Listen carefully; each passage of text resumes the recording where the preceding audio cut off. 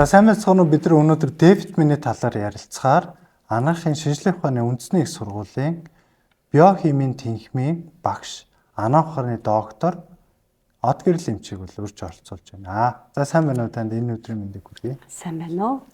За үзэгчд сонсогчдоо мөн энэ өдрийн мэндийг хүргье. За бид нар өнөөдөр Д витамины талаар Д бол бидний бас харьцангуй мэддэг мөртлөө бас мэддэггүй юм сэдв байгаад байгаа. За тэгэхээр хамгийн ихний асуулт болохоор бид нар ер нь Д витамин үнэхээр чухал юм уу? Одоо Д-ийн дутагдaltaа яваад байхад надад нэг эрүүл мэндийн сөрөг тийм ноцтой асуудал гарах нь гайгүй юм шүү гэдэг асуултаар эхлэе. Энэ тал дээр та юу гэж харна? За Д витамин бол мэдээж чухал. Д витамин маань болохоор хүний бие махбодод нэг хид хідэн үндсэн үүрэг гүйцэтгэдэг. За хүн болгон хамгийн сайн мэддгээр бол энэ бол кальц, фосфорын солилцоог зохицуулж ясны бүх баталгааг бол хангадаг үндсэн үүрэгтэй. Дээр нэмээд одоо даавар төс дүүлдэл үзүүлдэг. Энэ маань бодис солилцоог хэмжүүлж дэмжих ийм үйлдэлтэй ахна шүү дээ. За дараагийн дугаарт нь дархлааны үйл ажиллагааг дэмжих үйлдэлтэй. За эсийн ялгаран хөгжлийг зохицуулах үйлдэлтэй. За мөн одоо яадгийн зарим одоо бодис солилцоо ялангуяа одоо инсулины мэдрэх чадварыг дэмжих үүрэгтэй гих мэтийн бол одоо хэд хэдэн юм биологийн чухал үүргүүдийг бол гүйцэтгэж идэг.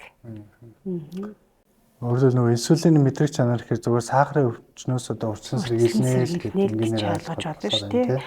Энэ нөгөө эс ялгаран хөгжлийг одоо зохицуулдаг гэдэг нь болохоор Д витамин хангалттай ах юм бол хавдраа өвчнөөс сэргийлэх эсвэл хавдрын эмчилгээнд хүртэл одоо хэрэгэлдэгэ гэсэн үг байна. Окей.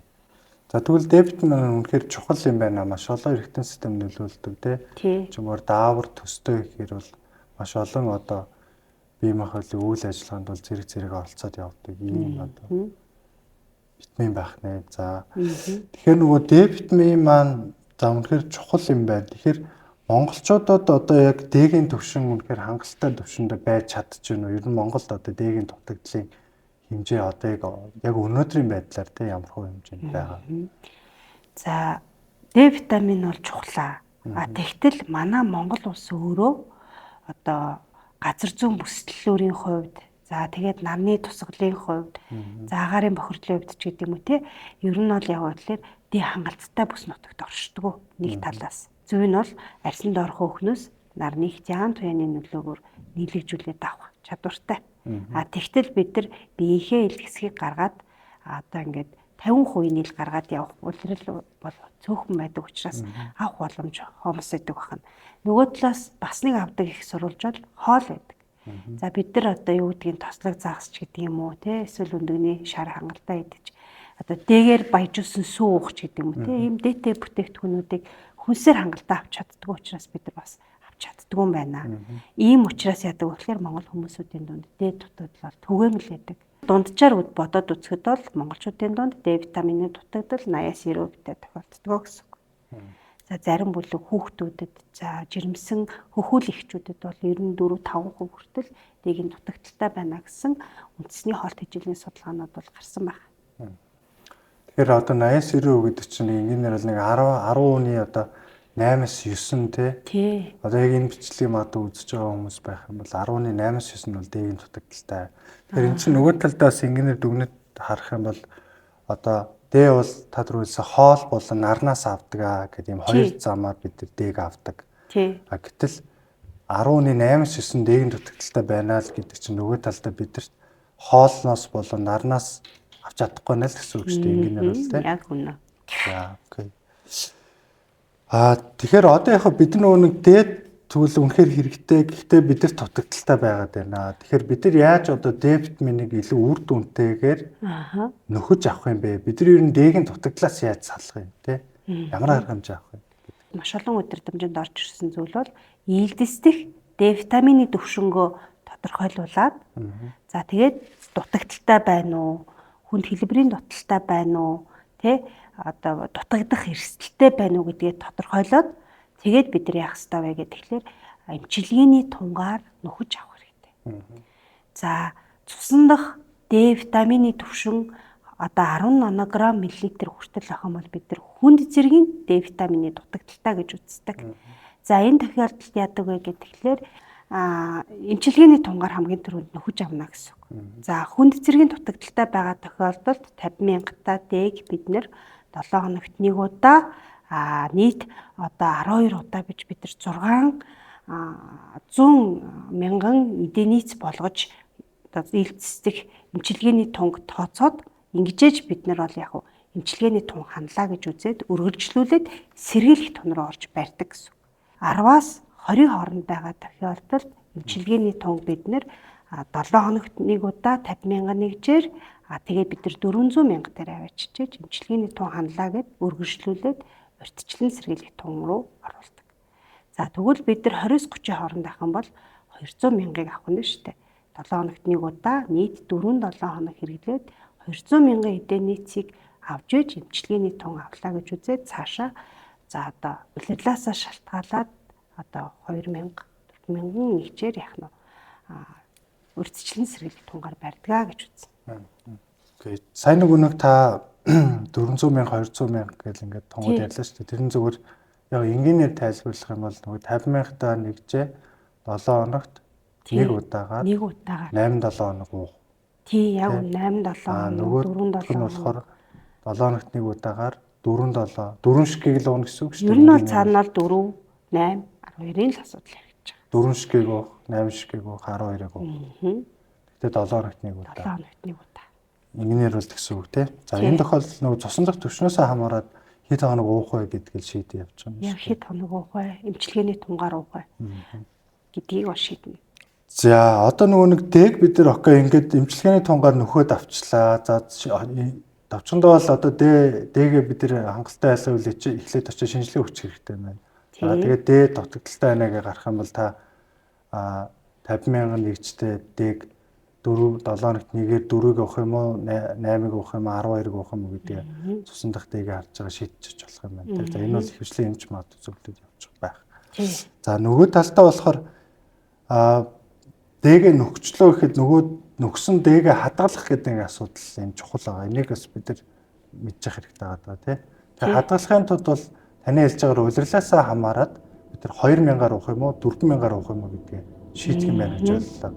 Энгийнээр болохоор улирлаас хамаарна гэхээр одоо миний ойлгож байгаа өвөл илүү нарын цус буурч байна тий. Тэгэхээр тэр тунгаа илүү өндрөөр буюу 4,000-аар одоо өвлийн улиралдаа ч гэдэг юм уувал зүгээр зуныхаа улиралд магадгүй 2,000 руу шилжүүл зүгээрээ гэсэн зөвлөгөө өгч байгаа шүү. Зөв үү? Яг үнэ. За солио. Тэгвэл одоо нөгөө нэг дээгээ бид нар за окей ингээ уугаад нөхчдөг юм байж. За зарим хүн бол нөхөгдөд байгаа. Зарим хүн дээр болохоор эн чинь нөхөгдөхгүй тохиолдолд гараад байгаа байхгүй. Тэгэхээр бид нар яаж одоо уувал яг үр дүнтэй нөхөд байгаа юм те. Тэгээ зарим хүн дээр яагаад нөхөгдөхгүй байгаа. Тэр асуулт байна л да. За бид нар нөгөө ууж байгаа ингээд эмнэлгийн практикт яадаг вэ гэхээр бид нар нөгөө Д витамин ингээд зөвлөхөд бол би ууж байгаа гэдэг. Нэгдүгээр тунгийн асуудал яригддаг. За та ямар тунтааг ууж байгаа вэ гэхлээр 2,000-тай, 1,000-тай тий 4,000-тай дээл ууж идэг. Тэгтэл цусан дах ээлцдэх дээгийнхээ төвшин тодорхойлуулсан байдаг. Нэггээр хэлбэл эмчилгээний ханах тун аваагүй байдаг. Энэ маань өөрөө нэгдүгээрт нөхөгдөхгүй байх шалтгаан үүсэж байна. За хоёрдугаарт нь Д бол өөрөө тосон нусдаг витамин. Тэгэхээр яадаг вэ гэхээр тосон одоо хэлбэрээр тосон хоолны араас суудаг. За тэгээд ороод нөгөө өөх тосны боловсрал чимэгдэлт маань өөрөө нарийн гидс дээд гидс хэсэгт за цөс ялгараад тосыг цэдмэгжүүлж жижигхэн юм бөмбөлөг болгоод дээр нь нойр булчирхаагаас шүүрэх липаза энзим маань өөрөө түүнийг боловсруулж байж бид шимэгддэг тостой. Цөсний хүчлийн нөлөөгөр гэдэг байна шүү дээ. Тэгтэл цөсний одоо чулуутай бол яах вэ? Цөсөө мэс заслаар ахуусан бол яах вэ? Нойр булчирхаан гадаа чүрлийн дутмагшилтай бол яах вэ? Нөгөө боловсрол шимэгдэлт алдагддаг. Ингээ бид нар уугаад байгаа хэрнээ одоо эдистэй оруулаад шимж байгаа тэр алдагдал бас нөлөөлж иж болох юм. За өшөө яах вэ? Хоол боловсрол чимэгдэлт алдагдах ч гэдэм үү. Гих мэтийн юм шалтгаануудаас болоод дээд дутагдах магадлал одоо ууж байгаа хэрнээ нөхгүй байх нөхцөл бол гардаг. За дийлгэх ер нь хэрэглээтэй холбоотой буюу хангалттай тунгаар одоо нөгөө ханах тунд хүмүүс бол очилдог байдаг. Тэр бол одоо эмнэлзэн практикт бол өргөн байна.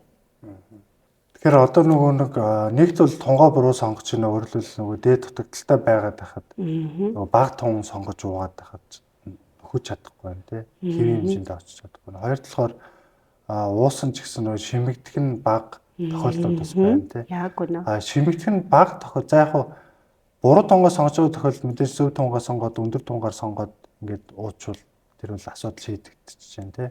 Гэтэл шимэгдэлт нь буураад ингээд биедээ сайн орж чадахгүй байгаа тохиолдолд бид нар тэгвэл ямар арга хэмжээ авах вэ?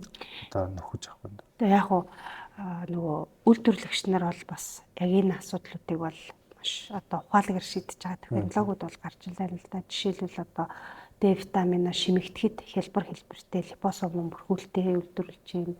За мөн матриц хэлбэртэйгээр маш одоо яг нь зөв тугнагдсан одоо ийм хэлбэртэйгээр үйлдвэрлэж байна. Гэх мэтэр бол яг нь Д витаминыг одоо яг нь шимэгдэлтийг дэмжих ийм технологиуд бол одоо гарсан байна. За мөн тим дэнүүд бол одоо манай зах зээлүүдэд бол бүртгэгдээд орж ирсэн байна. Тэгэхээр товчондоо бол одоо цөсөө авахлцсан хүн дээр шимэгдэлт буурчаад байгаа тий. Тэгэхээр тийм хүмүүс одоо яг энэ матриц бүтцтэй тэгээд тэр липосом бүрхүүлтэй дээдрийг уухад бол хэвийн байдлаар шимэгдэнэ гэж ойлгох юм зөв үү? Яг зөв. Тэгэхээр энэ дээр бол бидэрт бол харьцангуй шийдэл байна тий. Тэгэхээр бид нар үр дүнтэй дээг нөхөж болж байна. Зөв дээгээ сонгож хэрэглэх. Одоо дээд сая хоолтой хамт тосон одоо махан хоолтой хамт уувал шимэгдэлт сайн гэд ингээд ярьсан дээр нэг юм санаад орж ийн л да. Тэрний юу гэхээр хүмүүс дээг 11 цагт уунаа тий. Өдөөс өмнө уунаа гэдэг нэг тийм хэрэглээ ч юм уу одоо нэг юм амт авцаа яриа яваад байна. Тэгэхээр энэ дээр 11 цагт яг уух нь үнэхээр зөв юм уу? Хизээ уувал яг тийм зөв ба. 11 цагт хүн тостой хоол идэж чадж байгаа юу гэдэг асуудлыг яригддаг. Ер нь нийтлэг бол идэхгүй байна шүү дээ. Тэгтэл хүн өдрийн цагаар тий ялангуяа өдрийн хоолны дараагаар тэрний маань өөрийнх нь био орчил гэдэг зүйлийг бүрдүүлнэ гэсэн үг. Яг уу дийлэн хэрэгцүүдийн хувьд хүний био хэмнэлтэй холбоотойгоор өдөөс өмнө өглөөгөр гэдэг зүйл бол байдаг. Ялангуяа зарим эрцүүд, зарим дааврын эмнүүд бол тийм байдаг. Дэгийн хувьд бол яг 11 цагт уугаарай гэсэн тийм юм бол хэрэглэн байдаг. За окей. Тэгэхээр заавал 11 цагт уух гэдэг шаардлага бол байхгүй юм байна. Махан хоолтой харин хэрэглэх нь бол хамгийн зөв юм байна гэж байна. Тэгээд өөх тостой тий харьцангуй жоохон одоо өөрийнх нь хоол хизээ тослог идэж ин тэр үедээ хэрэглээд уухад болно. Шимэгдэл цай. Тий. Одоо энд барих тун, нөхөх тун гэдэг юм дээ болохоор юм хоёр тунгийн ялгаа байна тий. За барих тун болохоор харьцангуй бага тунгууд буюу 2-4 мянган нэгжүүд орж ирдэг. Одоо нөхөх тун буюу яг эмчилгээний тун гэдэг ингээд ялгаатай байна. Тэр хүмүүс магадгүй энэ хизээ алийг хэрэглэхийн гэдэг дарааллаа ч гэдэг юм уу тий. За миний харж байгаагаар бол тэрийг сайн ойлгохгүй байх шиг байгаа даа. Тэгэхээр барих тунгаа хизээ авал зүгээр байгаа тий. Нөхөх тунгаа ер нь бид нар хизээ хэрэглэх хэрэгтэй ингээд дарааллын талаас нь байна. Ийдс дэх дэгийн төвшнгөө тодорхойлуулаад дутагдaltaй, хүнд дутагдaltaй, дутагдах эрсдэлтэй гэд аль шаталт гарсан тэрнээсээ хамааруулаад эхлээд бид нөхөх тунгаа. Нөхөх тун гэдэг чинь өөрөө 50,000 гэсэн үг шүү дээ. Тэгээ нөхөх тунгаа уугаад зорилттой тун буюу 200, 400, 600 мянган эдийн нийцийг аваад бидих дээгийнхээ нөөцийг үсгэсэн байгаа тохиолдолд одоо яах вэ гэхлээр одоо барих тун руу орно гэсэн үг шүү дээ. Тэгхгүйгээр нөгөө түрүүний ярьдагчлан нийтлэг нэг алдаавал дээ хэрэглээд байдаг. Тэгтээ барих тунгаар яваад байна гэдэг маань бидний бие махбодын хэрэгцээ шаардлагыг нөхөж чадахгүй байна. Инхлээр нөгөө дээд дутагдлын шинж бол гарсаар байна гэсэн үг. Тэр нөгөө барих тун одоо нөгөө инженеэр одоо ойлгохоор чинь миний дээд шин за 30-аас бага байвал ер нь дээд дутагдaltaй гэж үзэх гээд байгаа шүү дээ. Тэр цусндах. Тэнгүүд миний дээд одоо 12-тай байлаа гэж бодъё л та. Тэгвэл би нөгөө 2-4 мянган нэгж буюу нөгөө барих тунгийн Д витамин одоо сонгоод хэрэглэе гэхэд инженеэр бол 12 дээр л одоо бариад байна л гэсэн утгатай. Ер нь боролт тэгж ойлгож байна. Нөгөө дээд дутагдлын шинж олох одоо булчингаар өгдөг, ядар, цолтой, хөлрөмтгий болох, цочромтгой байх гэдэг юм уу те. Эсвэл халдвар дүртэх зэрэг нөгөө дээд дутагдлын шинжүүд маань яг энэ тун дээр бол нэг арилахгүй. байна гэж Тэгэхээр эхлээ заавал нөхчөөд нөхчөө дараад нь барина барих тун гэдэг л дараалал. одоо энэ удирдамж бол олон улсын одоо эмнэлзэн удирдамжууд тусгагдсан байдаг. Цусан дахь дээгийн төвшин маань өөрөө одоо яг лабораторийн ингээд лавлах хэмжээг харах юм бол 30-аас 80, 30-аас 100 ч гэдэг юм уу тийм ийм хэмжээтэй байгаад байгаа. Тэгэхээр нөгөө нэг өөрөлд миний дээ одоо үүд чинь тэр хэмжээг харахаар 50 дээр 60 дээр ч гэдэг юм уу байж болохоор байгаа байхгүй. Тэгэхээр бидний ер нь цусан дахь дээгийн төвшин өөрөө яг хэд байвал ер нь хамгийн зөв хэмжээндээ байна гэж үзэхээр байна. За тэгэхээр яг судалгаа ер нь байна. энийг ярихад бол юу вэ гэхээр дээд дутагдахад юу болдго юм бэ гэдэг асуудлыг тайлбарлаж хүмүүс илүү ойлгоно. Кальц гэж элемент бол хүний амин чухал буюу одоо булчингийн агшилт, мэдрэлийн сэрэл дамжилт, эсийн сэрэмтгий байдал гээд одоо булчирхаан шүүрэл гэхэд мэтийн маш одоо амин чухал үүрэг үйлүүдийг бол гүйцэтгэж яадаг. За дээгийн төвшин дутагдхлаар яадаг вэ гэхээр кальц бид идэвхтэй шимэгдэж чадахгүй. Ингээд ирэхлээр ийдэлсдэх кальцийн төвшин унана. Кальцийн төвшин унан гэмц яадаг вэ гэхээр бамбаанд иргэдэх булчирхаагаас парат гормон гэдэг зүйл ялгараад яснаас кальцаа чөлөөлөөд цус руугаа ороод явах нь харьцангуй одоо хэмийн үйл ажиллагаа явуулаад байдаг. Ясны сэрэгжилт үүсгээд байгаа гэсэн үг шүү дээ. Сэрэгжиж гин гэсэн үг.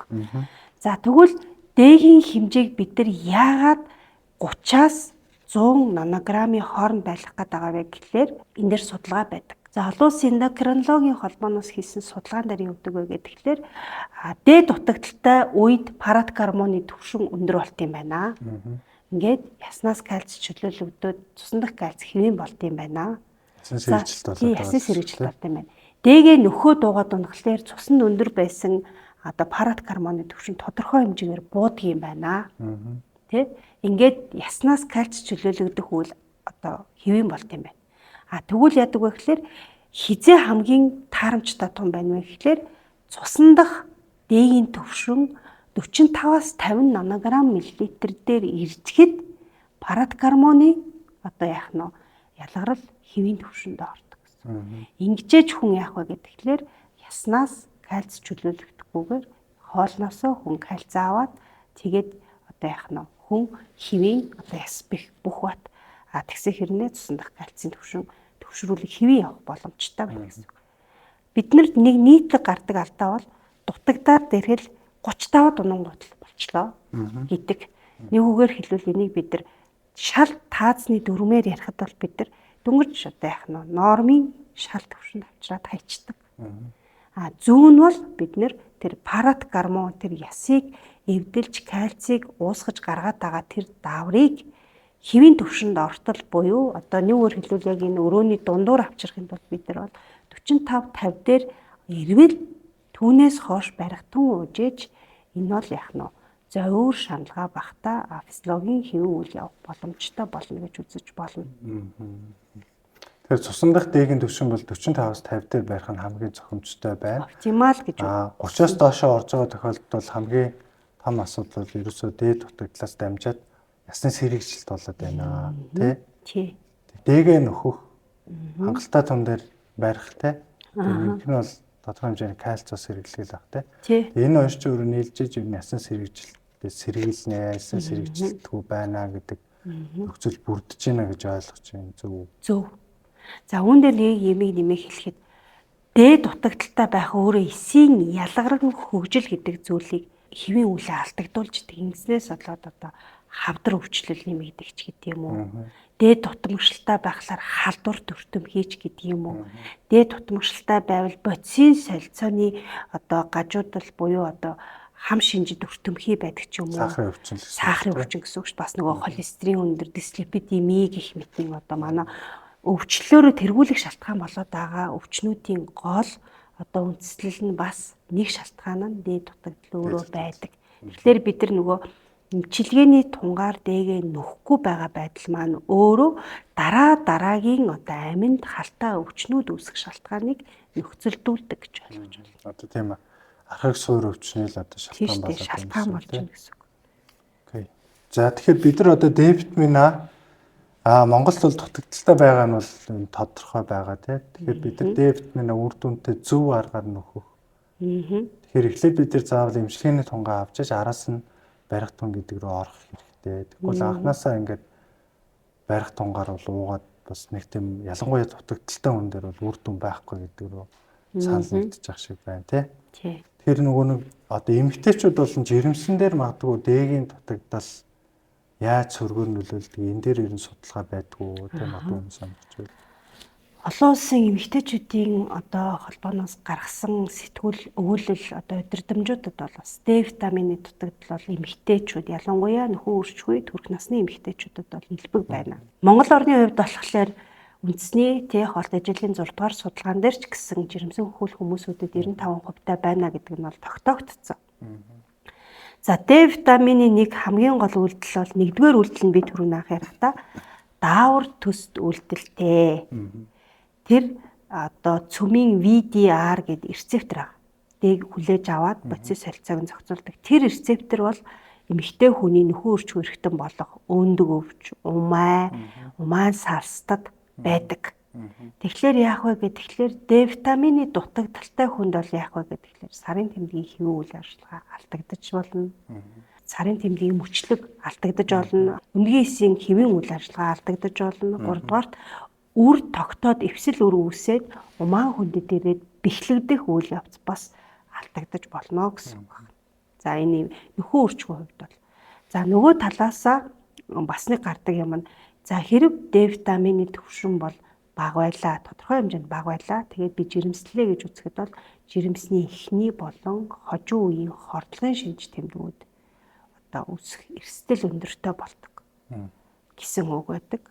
За тэгээд дутагдлын хэмжээнээсээ болно тэр үүсэж байгаа эрсдэл. Хэрэг хүнд хэлбэрээр дутагдсан байх юм бол за одоо яах нь бэхлэгдэхээсээ эхлээл за бэхлэгдсэн ч гэсэн одоо өсөлтгүй болох, зулбах гэх мэтийн одоо юм нөхөн өрчхүүн юм асуудлууд бол тулгарч болно. За харьцангуй бага дутагдaltaй байлаа гэхэд яг тэгээд төрүүллээ гэж үзэхэд за төрсөн хүүхэд маань өөрөө бас тодорхой хэмжээний Д дутагдaltaй, сүлбэтай байгаад улмаар одоо томо төст өвчлөмтгий байх энэ үндэс суурь бас бэхждэг одоо үүсдэгэ гэж гэсэн юм судалгааны өгүүлбэрүүд бол хэвлэгдэн нийтлэгдэж байгаа. Окей. За баярлалаа. Тэгээд өнөөдөр бид хэдийн бас Д-ийн талаар ярилцах сэдэв маань ингээд өндөрлөж байна. За тэгээд бас бидэрт ингээд харамгүй мэдлэгээ хайрлаж тэ зөвлөгөө өгсөн Одгил эмчтэй маш их баярлалаа. За баярлалаа. За